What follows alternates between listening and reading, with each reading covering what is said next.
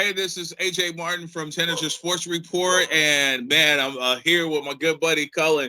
Man, we call a lot of games together, man. Welcome to the show, and we got a fun one, man. And what we're gonna do today, I want to take a trip down memory lane, talk about the present, the past, and the future here with players grind session. And I really want to start with some most recent guys that's making noise in the NBA. And the more I talk about the grind session, the more I really want to educate people on the platform and the type of players and caliber players that we've had over the years, whether it's someone who's went D1 or someone who's went to the pros. And on this particular show, we're going to focus more on the pros. And first thing comes to mind, we have over 30 guys in the NBA, but just the most recent ones, we have a rookie in Jalen Green and a kid in Melo Ball that's in his second year. Now let's just talk about Melo. I know you got an front seat to him in high school his senior year.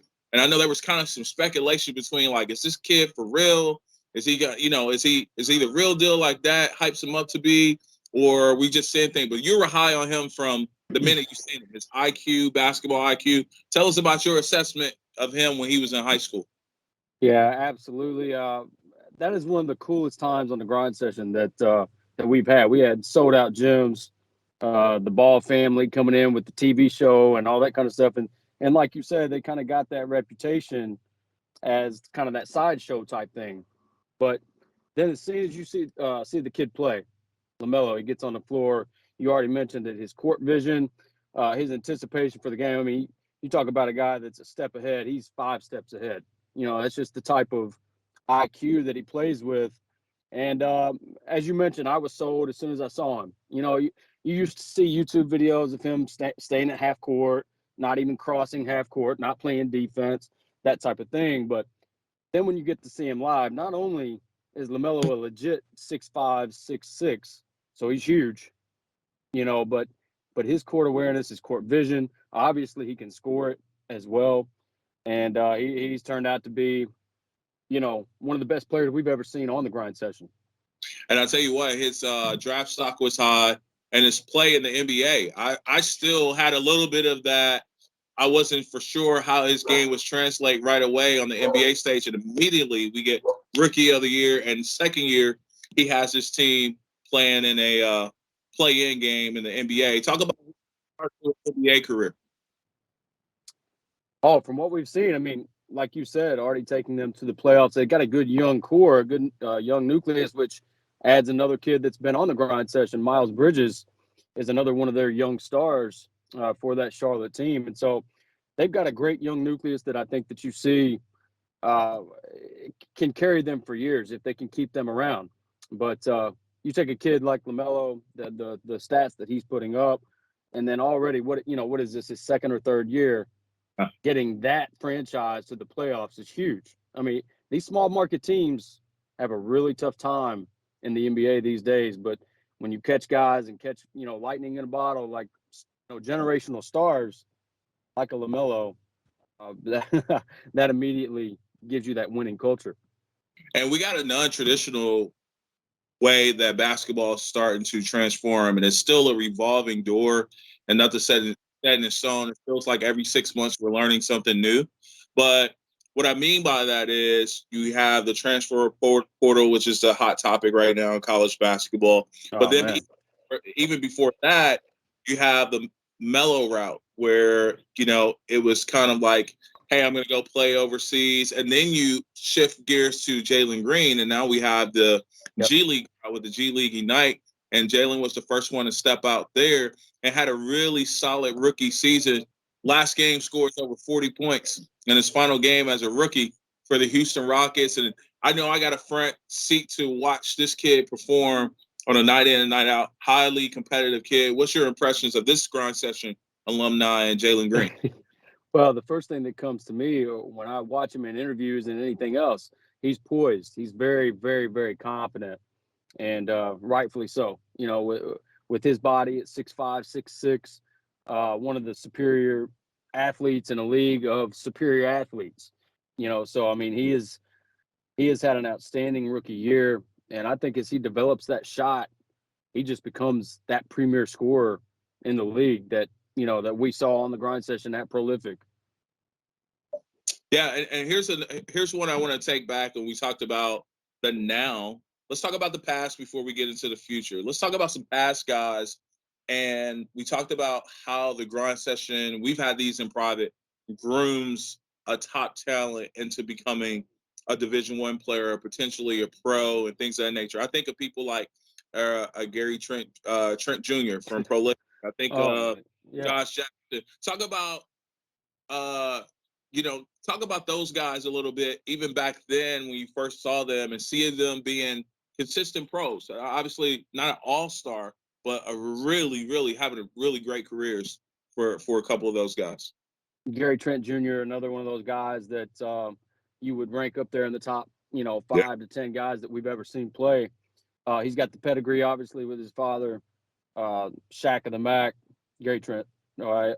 I was going to say senior, but he does not like being called Gary Trent Sr., so it's Gary Trent for anybody out there listening. But he, of course, he's got the background. And so Gary was a pro. He was a pro as far as Gary Trent Jr. And I can even take it even further. Guys that not even on the pro level yet. Take some other prolific guys like yeah. Amadou Sow, who just played. I want to say it's UC Santa Barbara, but I could be wrong there. But just played his conference championship this year. Abu Kijab at Boise State just played in his conference championship. Played in the tournament. Yep. Guys that I saw years ago, like you mentioned, Josh Jackson. Jackson, that was the first year that I ever did games on the grind session. I walk up in a gym in Memphis, Tennessee. I see Prolific Prep, never heard of them before at the time. I was green to all this, you know what I mean? Yep. And they're like, well, yeah, here's Josh Jackson, #1 player in the country. I'm like, wow, this is awesome. Next thing you know, here comes Penny Hardaway walking in the gym. That's when he coached at Memphis East in high school. And that was the first game I ever watched on the grind. If you're wondering why I'm sweating so bad, I'm sitting in my car right now and I got no AC on, so I'm burning up. You make sacrifices for us, Coach. I appreciate it. Hey, that's the beauty of this kind of stuff. You can work anywhere. That's right. That's right. Hey, moving forward, and I know we talked about some guys that we all know and names that we've gotten familiar with. Let's talk about some up and coming names, some guys that we've either developed relationships with or we've gotten a chance to watch them play on a night in, night out basis on the grind session. I think about a Ty Washington, who is declared for the NBA draft, who was our player of the year a season before last. I think about the Duke guys with Paulo Ventura. Probably, but yeah, Minkero. He was probably going to be #1 draft pick, at least top 2 draft pick in this Yep. year's NBA draft. Talk about your first impressions of those guys, because those are 2 different roles. Like Minkero is one of those you like, okay, that's the #1 pick. Ty was one that you got to watch him play a little bit before you realize how special he really Oh, for is. sure. Yeah, there's some guys that uh, there's no way to explain sometimes why a winner is a winner. And Mm, Tata is that guy. He just, you could explain it if you broke down his film. Okay, there's a winning play. There's a winning play. There's a winning assist. Just like he wins the championship last year on penetrate and kick. He did. He's a very unselfish player that can score on all 3 levels, but he knows the game so well. He's a gym rat. We saw that last year. Um, that's the difference in him. It's his work ethic. He's he's already got a pro's work ethic, and he takes it serious, and obviously knows where he wants to go. He wants to get to the highest level. Banchero is a kid that he walks up in a gym and he just looks different than everybody else. It wouldn't matter if he'd have walked in with a 7-foot guy; he's still going to look bigger. He's got that type of frame. He's already a man. He's a man, and you saw that at Duke this year. I mean, he's. Um, I think we saw or said from early on that's a #1 pick. yeah. He's just got that feel because he's just got that game that you can't stop. Mm. All you can do is hope that he misses the shot because he can get to his spots, get to his shots, and he's very, very skilled. And not to mention, you stood by him. You're 6'4". The dude's a legit 6'10", 6'11". Exactly. That is no, they're not giving him any inches there. Matter of fact, they may be under. And you talk about, and you did a great job explaining the 2 differences in their games. And just to piggyback off what you were saying, And Carol, he's kind of one of those guys that has that all the measurables for an NBA player. Tata Right. has the measurables of a kid that you can see in any region, anywhere, but that work ethic sets him apart and makes him Oh, elite. So two great examples of the differences between two guys that are going to be professional basketball players. and something else with those two, you never once, and this is real talk, you never once saw any negative body language from those two. It was Yeah. always on to the next play. Okay, I didn't make that shot. Okay, well, wait till I come down next time. I'll give it to you again. It's that next play mentality. There was never any prima donna stuff, any of that. It was all strictly business. And again, that's why those two, Paulo probably going to be a top 1, 2, 3 pick, and Ty played his way into the lottery. Now let's talk two more subjects before I let you go. Let's talk about guys that were seniors this year on the grind session. Then we'll touch on maybe one or two underclassmen that'll be back on the grind session this upcoming season. One of the seniors that come to mind, one of your favorites. You know, people try to give you a hard time. You know where I'm going with this. Milo Suzanne. How Oh yeah. excited are you to see this kid play at Oklahoma, and how bright is his future? As far as like people watching that may learn about these guys after they leave us, let's give them a look into the future. Milo Suzanne. He's just my type of player. And you said it. I take grief from everybody else, but he's just that point guard that, as a coach, you have no worries. My bad. I got construction going on out here. You're But good. as a coach, you let him run your show. There are no Mm. worries. He's your team captain. He's your team leader, and you trust him with every decision that he makes. The kid is also developing his jump shot as well. I would say, as far as guard skills, he's got everything that you want. He can knock down the shot as well, but I think that is the part that is developing.